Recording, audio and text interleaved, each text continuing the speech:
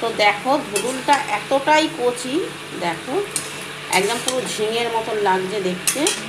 তার জন্য দেখো আমি পোস্ত বেটে নিয়েছি। আমি কিন্তু কালো জিরে ফোড়ন দিয়ে সবসময় ধুদুল করি, কিন্তু এতটাই সুন্দর পোস্ত দিয়ে করে ফেলি। তা চলো পুরোটা করি, তারপরে আবার তোমাদেরকে দেখাবো। দেখো পোস্ত দিলাম, দেখো খেতে কিন্তু খুব ভালো। আমি কিন্তু এই প্রথম করলাম, জানো তো বন্ধুরা, ধুদুলের মধ্যে মানে পোস্ত প্রথম দিলাম। ঝিঙে দিয়েই পোস্ত দিয়ে যাই হোক খাওয়া হয়।